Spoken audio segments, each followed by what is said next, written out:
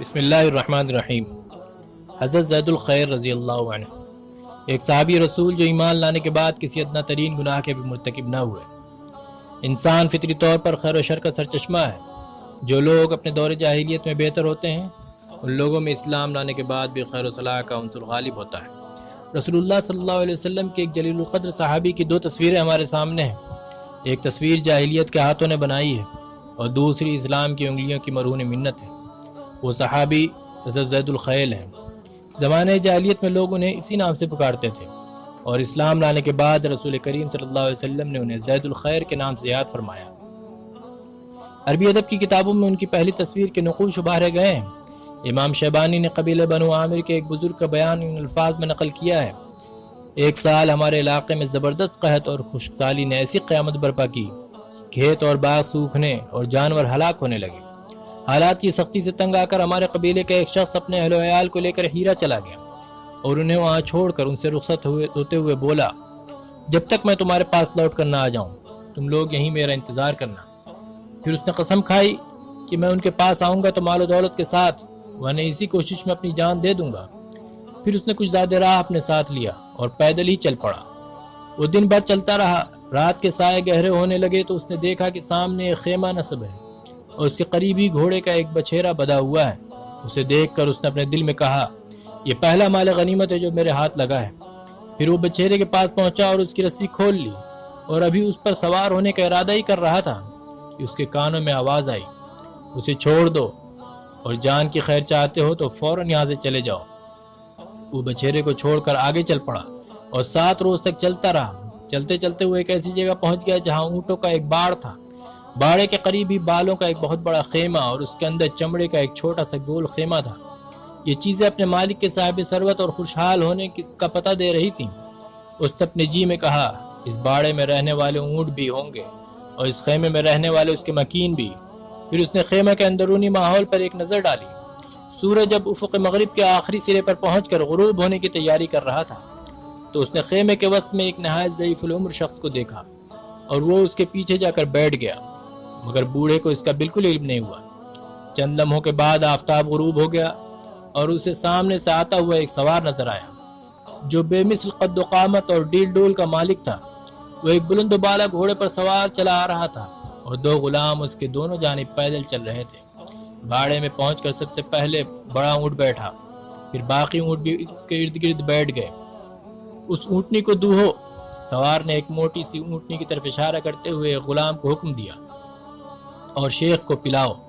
غلام نے فوراً حکم کی تعمیل کی، اونٹنی کو دوہا اور دودھ سے بھرا ہوا برتن بوڑھے کے آگے رکھ کر خیمے سے باہر نکل گیا۔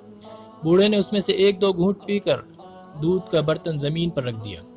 اس آدمی نے کہا کہ میں آہستہ سے اس کی طرف کھسک کر گیا، برتن اٹھایا اور اسے منہ سے لگا کر خالی کر دیا اور پھر واپس زمین پر رکھ دیا۔ غلام نے آ کر برتن اٹھایا اور باہر چلا گیا اور اپنے مالک سے بولا، آقا، شیخ نے پورا دودھ پی لیا۔ سوار یہ سن کر بہت خوش ہوا اور دوسری اونٹنی کی طرف اشارہ کرتے ہوئے بولا، اسے بھی دوہو اور شیخ کو پیش کرو۔ غلام اس کا حکم بجا لایا اور دودھ سے بھرا ہوا برتن بوڑھے کے آگے رکھ دیا۔ بوڑھے نے اس میں سے صرف 1 گھونٹ پیا اور برتن نیچے رکھ دیا۔ میں نے اسے اٹھا کر اس میں سے آدھا دودھ پیا اور باقی دودھ اس خیال سے بچا دیا کہ کہیں سوار کے دل میں کوئی شبہ پیدا نہ ہو جائے۔ پھر سوار نے دوسرے غلام کو ایک بکری ذبح کرنے کا حکم دیا۔ اس نے حسب حکم بکری کو ذبح کر دیا تو سوار اٹھ کر اس کے پاس آیا اور بوڑھے کے لیے اس میں سے کچھ گوشت بھونا اور اسے اپنے ہاتھ سے کھلایا۔ جب وہ آسودہ ہو گیا تو باقی ماندہ گوشت اس نے اور اس کے دونوں غلاموں نے کھایا۔ پھر وہ سب اپنے بستروں پر چلے گئے اور تھوڑی دیر بعد گہری نیند میں ڈوب کر خراٹہ لینے لگے۔ اب میں چپکے سے اٹھ کر بڑے اونٹ کے پاس پہنچا اور اس کی رسی کھول کر اس پر سوار ہو گیا۔ اونٹ تیزی سے چل پڑا، دوسرے اونٹ بھی اس کے پیچھے لگ گئے۔ میں رات بھر چلتا رہا۔ صبح کا اجالا پھیلنے لگا تو میں نے اپنے چاروں طرف نظر دوڑائی، مگر کوئی شخص میرا تعاقب کرتا ہوا نظر نہیں آیا۔ میں نے اونٹ کی رفتار اور تیز کر دی اور برابر چلتا رہا حتیٰ کہ سورج کافی بلند ہو گیا۔ میں نے ایک بار پھر پیچھے مڑ کر دیکھا تو دور فاصلے پر کوئی چیز نظر آئی، جیسے کوئی گدھ یا کوئی دوسرا بہت بڑا پرندہ ہو۔ وہ چیز مجھ سے قریب ہوتی گئی۔ جب اس کی شکل صاف اور واضح طور پر نظر آنے لگی تو میں نے دیکھا کہ وہ کوئی آدمی ہے جو گھوڑے پر سوار چلا آ رہا ہے۔ وہ برابر میرے نزدیک آتا گیا، یہاں تک کہ میں نے اسے پہچان لیا۔ وہ وہی سوار تھا اور اونٹوں کو تلاش کرتا ہوا یہاں تک آ پہنچا تھا۔ اس وقت میں نے اونٹ کو باندھ دیا اور ترکش سے ایک تیر نکال کر کمان پر چڑھا لیا اور اونٹ کو اپنے پیچھے رکھا۔ یہ دیکھ کر سوار کچھ دور فاصلے پر رک گیا اور مجھ سے بولا، اونٹ کی رسی کھول دو۔ ہرگز نہیں، میں اس کی رسی ہرگز نہیں کھولوں گا۔ میں نے کہا، میں اپنے پیچھے ہیرا میں بھوک سے بلکتے ہوئے بچوں اور فاقہ کی سختیاں جھیلتے ہوئے پریشان حال اہل و عیال کو چھوڑ کر آیا ہوں، اور یہ قسم کھائی ہے کہ میں ان کے پاس مال لے کر لوٹوں گا، ورنہ اسی کوشش میں مر جاؤں گا۔ تو سمجھ لو کہ تم مر چکے ہو، تمہارا برا ہو، اونٹ کی رسی کھول دو۔ اس نے مجھے ڈانٹتے ہوئے گرج کر کہا، ہرگز نہیں کھولوں گا۔ میں نے بھی اسی انداز میں جواب دیا۔ تب اس نے کچھ نرم ہوتے ہوئے کہا، تم بڑی غلط فہمی میں مبتلا ہو اور دھوکہ کھا رہے ہو۔ پھر بولا، اچھا اونٹ کی نکیل لٹکاؤ۔ نکیل میں 3 گرہیں تھیں، اور بتاؤ کون سی گرہ میں تیر ماروں۔ میں نے بیچ والی گرہ کی طرف اشارہ کر دیا۔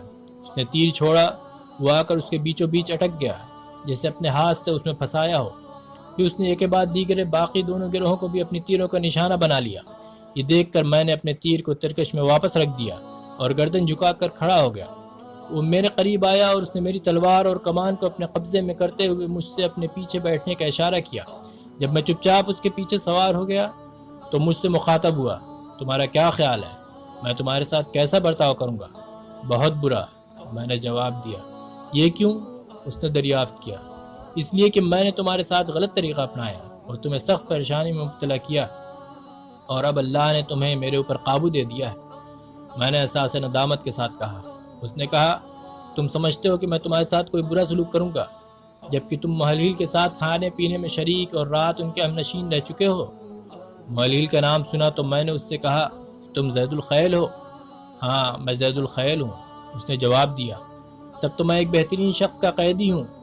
امید ہے کہ تم میرے ساتھ عمدہ اور شریفانہ برتاؤ کرو گے، تمہیں کوئی تکلیف نہیں ہوگی، اس نے کہا، اور مجھے لے کر اپنی منزل کی طرف روانہ ہو گیا۔ خدا کی قسم، اگر یہ اونٹ میرے ہوتے تو انہیں تمہارے حوالے کر دیتا، لیکن یہ میری بہن کے ہیں۔